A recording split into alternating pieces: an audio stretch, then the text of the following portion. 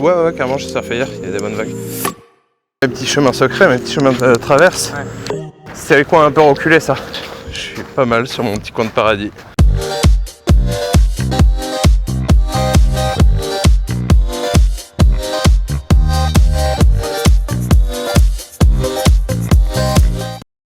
La mer vient jusque là avec des grosses houles et tout ça et ça grappille la dune petit à petit et forcément les blocos se trouvent, tu vas voir là-bas il y en a un qui est comme ça. Celui-là à un moment il va tomber, celui où j'ai fait le toit, un jour il va tomber je pense, cet hiver à mon avis. Je vais te montrer, il y en a qui ont roulé etc.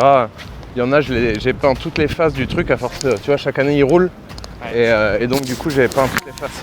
Est-ce que tu peux me décrire où est-ce que tu m'as fait venir spécialement pour qu'on commence cet épisode ?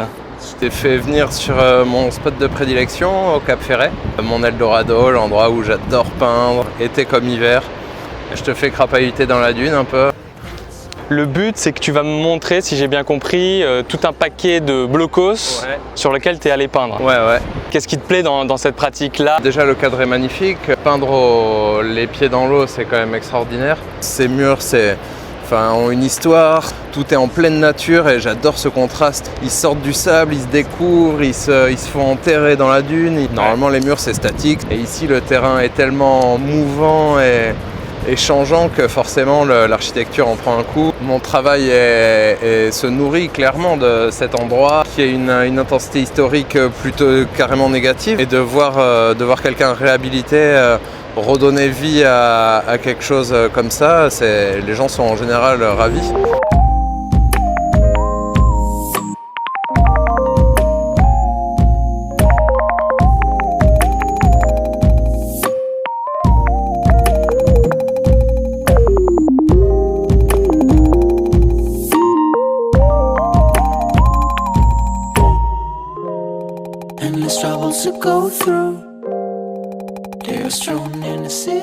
J'aime laisser aux spectateurs une interprétation personnelle. Mon travail est assez figuratif pour pouvoir trouver une signification. Parfois elles sont plus claires que d'autres. J'aime bien brouiller les pistes, mais ça je peux t'en parler. C'est le Pépouze par exemple, c'est un personnage qui est assez récurrent dans mon travail.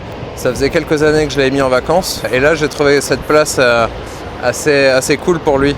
Dans ses petites marches, il regarde un peu ce qui se passe tout autour. Le Pépouze, hein. Ouais, le Pépouze. Il surveille le chaland sur la plage. C'est un peu un Mitch Buchanan des blocos.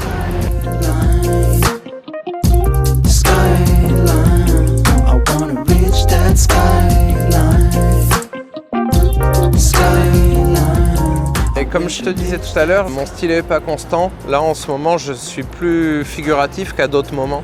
Je m'inspire clairement du pop surréalisme, c'est un mouvement qui m'a très vite touché dès l'enfance avec des gens comme Mark Ryden, etc. En fait, mon travail fait un pont entre le rationnel et l'irrationnel. Je m'inspire de Carlos Castaneda, un auteur qui parle du chamanisme et du tonal et du nagual, le rationnel et l'irrationnel qui s'affrontent. Et mon travail tourne autour de ça.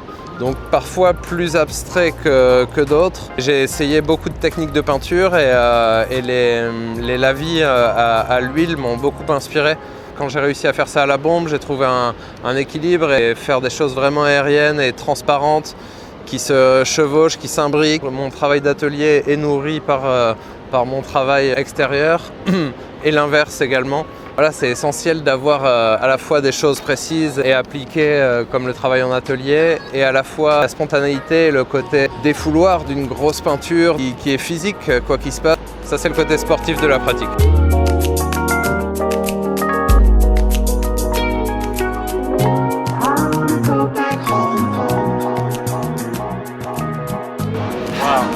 Ouais, tu vois le panorama pour peindre un peu.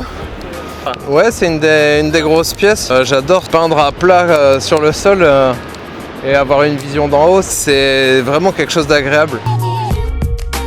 Je suis resté pareil sur une nature morte et une construction assez grosse avec un gros personnage central qui est un peu mon égérie du moment.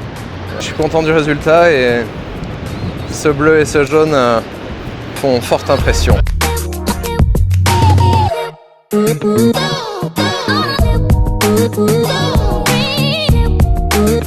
Mais il n'y a pas d'accès direct et il n'y a pas de plage surveillée, donc ici il n'y a personne, il n'y a que des cul nus Et des kitounis. Des kitounis. Des kitounis, des surfeurs.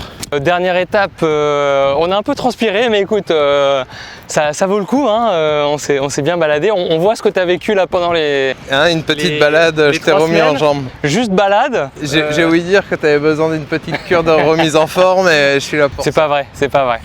Et donc ça, c'était un peu la deuxième grosse masterpiece que tu nous as faite. Grosse pièce, ouais. Mais ça, c'est aussi un que je peins chaque année, que j'ai peint la première fois tout petit et qui grossit chaque année, il descend un petit peu au fur et à mesure. C'est ta chienne là ou c'est juste... C'est un peu ma chienne. Ah, ouais. Avec toutes ces mains là qui s'activent et qui entourent toute cette scène. J'ai une expo à la galerie Spearstrack qui arrive en 2021. Donc là, je me charge de plein de belles ondes en peignant dehors, des grands volumes, etc. pour me plonger tranquillement en atelier sereinement. Cette expo va être plus figurative. Je vais faire une série de natures mortes dans l'expo et j'ai plusieurs axes prévus. Mais ça va être plus figuratif que la dernière expo, Translucent Light, qui était plus transparente, plus abstraite.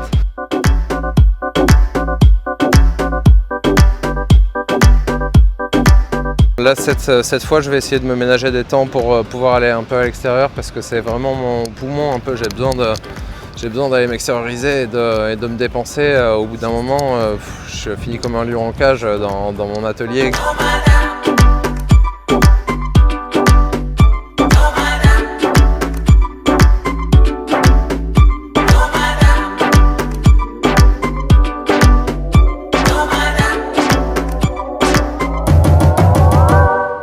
Au départ, je faisais des graphes et des tableaux et j'arrivais pas vraiment à trouver le juste milieu ou quelque chose qui me fasse plaisir de peindre sur mur et sur tableau. Ça a été un moment un peu compliqué jusqu'à trouver les techniques appropriées, etc.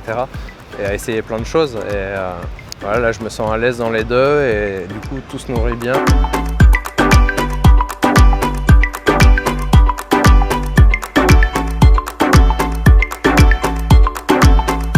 Ouais, on a fait le tour, je pense. C'est pas mal, hein? Ouais, je pense. Bon, bah on va pouvoir aller se baigner alors. Bah ouais. Hein? Allez, c'est parti.